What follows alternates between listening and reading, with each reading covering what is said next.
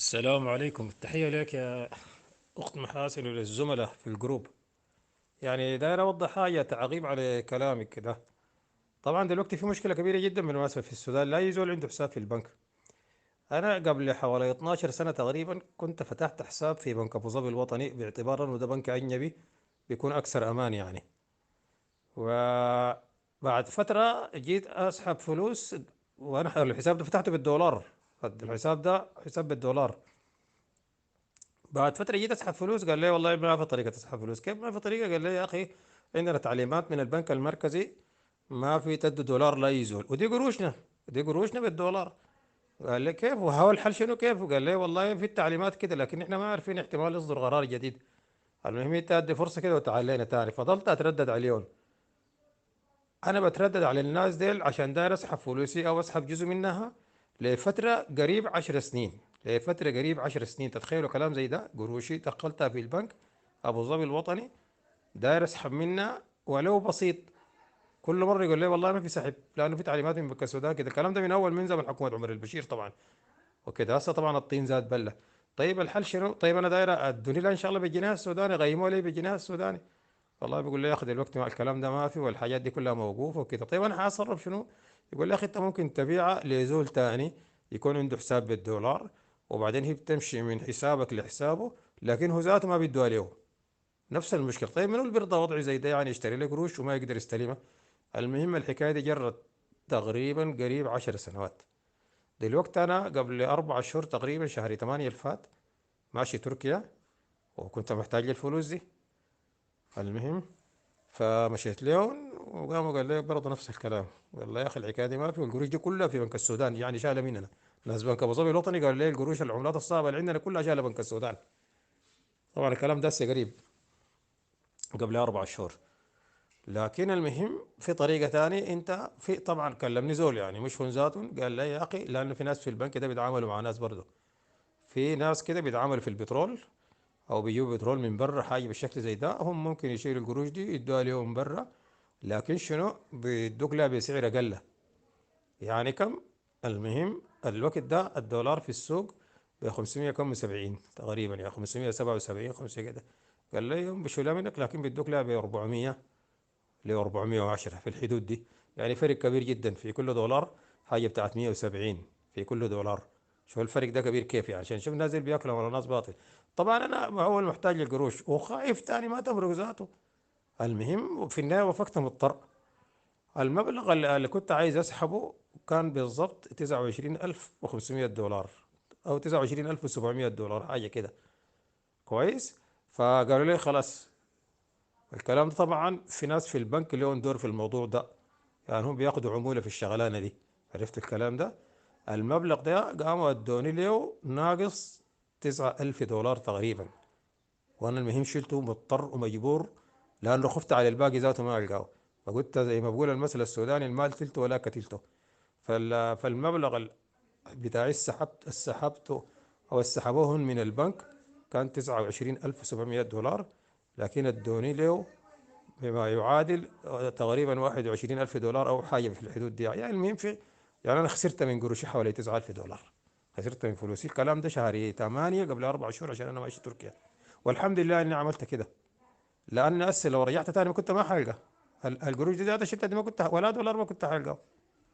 طيب لأنه هسه أنا جيت الليلة أول مرة مشيت الشركة بتاعتنا دي اللي هي شركة الغفران للتنمية، وقبل شوية الكلام ده تقريبا قبل ساعتين كده ولا أقل، وقعدت مع المدير المالي. فالمدير المالي قال لي يا اخي بكل اسف البلد دي انتهت وكده. قلت له كيف؟ قال لي طبعا عندنا قروش بالعمله الصعبه في البنك السوداني الفرنسي بالدولار. كويس. لحسن الحظ قال لي القروش دي ما كانت كثيره يعني، ولانه سحبنا منها وخلينا باقي. قال لي مشيت عشان اشوف باقي القروش، قال لي والله يا اخي المدير قال لي بكل اسف القروش دي شال بنك السودان. كل القروش قال لي اللي عندنا ده البنك السوداني الفرنسي. الكلام ده قبل ساعتين، وهو شالوه قبل كده، لكن انا عرفت المعلومه قبل ساعتين من المدير المالي. قال لي مشيت هناك، قالوا لي والله القروش العمله الصعبه اللي عندنا في البنك السوداني الفرنسي كلها شال بنك السودان حقت اي زول، وبدون اذن زول وبدون علمهم كمان. في ناس لسه ما عارفين، ده بس عرف لانه مشى يسحب منا.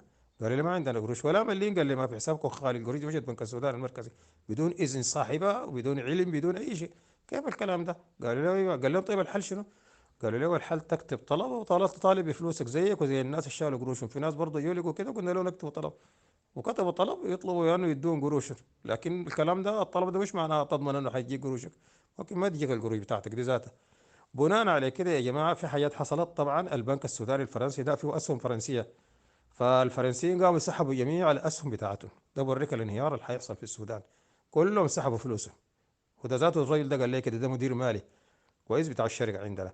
قال لي كل الفرنسيين الاستثمار، الناس المستثمرين او الشركات الفرنسيه المساهمه في البنك سحبت رؤوس اموالها كلها.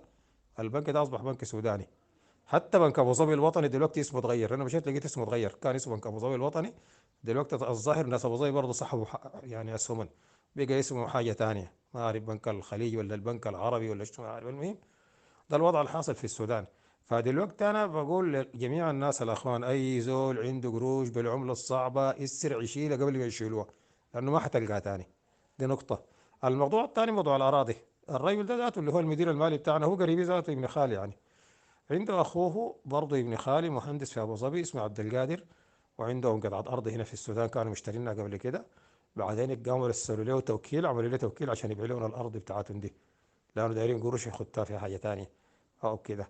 قال لي مشيت الاراضي بشهاده البحث والتوكيل، اديته شهاده البحث، قال لي ما في ارض باسمك بالاسم ده. كيف دي شهاده البحث ذاتها اصليه طالعه من عندك هنا؟ قال لي والله ما في سجلات الاسم ده ما في. كيف ما في؟ طيب مشي شنو؟ طيب الاسم المحل منه؟ قال لي والله عندنا تعليماتنا بنوريك. المهم جاء زول تاني، طبعا البلد بقى فيها فساد شديد، قال لي يا اخي في طريقه يعني ممكن تعرف بها، لكن تدفع 150 مليون. شوف الفساد بقى كيف. يدفع 150 مليون، مش عشان الارض ترجع له، عشان يعرف الشال ارضه منه. المهم هو ابى ما يدفع 150 مليون، دفع 20 مليون، وعرف انه الارض بتاعته دي اتحولت لاسم زول من الدعم السريع. لكن برضه ما وروا الاسم، بس المعلومه انه من الدعم السريع. الزول الارض ده ارض بتاع زول في ابو ظبي، اشتريها بقروشه، ده شغال مغترب اسمه عبد القادر وخالي، هو ذات الرجل ده مهندس في ابو ظبي.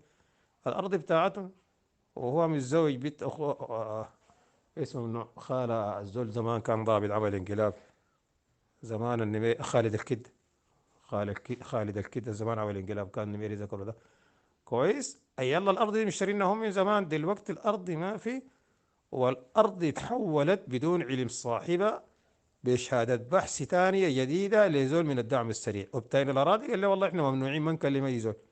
بالتالي يا جماعة أي زول عنده أرض ممكن في أي وقت ما يلقاه، وتكون راحت لزول من الدعم السريع وتمشي للأراضي يقول لك كده.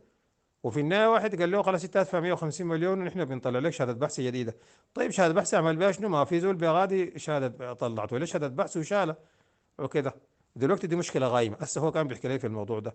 فالمهم يا جماعه البلد دي صراحه، حتى شوف المستثمرين الشركات الاجنبيه اللي مساهمين في البنوك انسحبوا، ناس البنك الفرنسي انسحبوا، ناس بنك ابو ظبي الوطني انسحبوا، لانه خاف على قروشهم.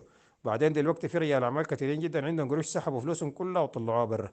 فالمهم باختصار اي زول والله انا عنده ارض، انا شايف احسن يبيع ارضه دي بيستلم قروشه في جيبه قبل ما يفقدها. واي زول عنده فلوس بالعمله الصعبه يستلمها قبل ما يفقدها. هؤلاء الناس والله بيقوا ياكلوا حق الناس عديل، والقروش دي كلها يقول لك البنك المركزي، لكن هي في الواقع القروش دي قاعد يشيلها جبريل ابراهيم ويحولها لحركه العدل والمساواه بتاعته دي باسم استحقاقات سلام جوبا. البلد الان بتنهب بالواضح كده، بتنهب على عينك يا تاجر. فكل زول عنده حاجه يلم حاجته. عشان كده يا جماعه الناس بيقوا كلهم طالعين برا، الناس باعوا اراضي، ناس باعوا بيوت، كلهم مرقوا برا. المشي مصر يوميا بيطلع 40 بص من السودان لمصر يوميا. يوميا الطيارات بتمشي مليانه لتركيا. زمان انا سنه 20 مشيت تركيا، الطيران بدري ديل كان عنده رحلتين في الاسبوع. سنه 21 مشيت بقوا اربع طيارات في الاسبوع. هسه مشيت سنه 22 الاسبوع كله طيارات شغاله يوميا. في طياره من طيران بدر بتشيل ممكن 200 250 نفر يوميا. وبعد كده الطيران التركي طوالي شغال. وفي طيران المصري من الخرطوم لاسطنبول. وفي طيران الشارقة طيران العربية من الخرطوم لاسطنبول. البلد دي كلها مرقت. عرفتوا الكلام ده؟ وفي واحد مشوا مصر، طبعا مصر ده كتير لانه بالبص، البصات شغاله طوالي، ناس مارقين. البلد اصبحت خطره جدا، ده غير التهديدات الحاصه والمتوقعه يعني والانهيار الحاصل. المهم كل زول يحاول باختصار يلم اللي عنده عليه هو. والله نصيحه للجماعه كلهم لاي زول. انا والله دلوقتي عندي اراضي عارضه للبيع، لكن بكل اسف الاسعار نازله ولو برضه مضطر. عندي اراضي عارضه للبيع شفتها. المهم كل زول يلم قروشه عليه، والبلد بقت خطره جدا. تحيات لجميع الزملاء، شكرا لكم جميعا.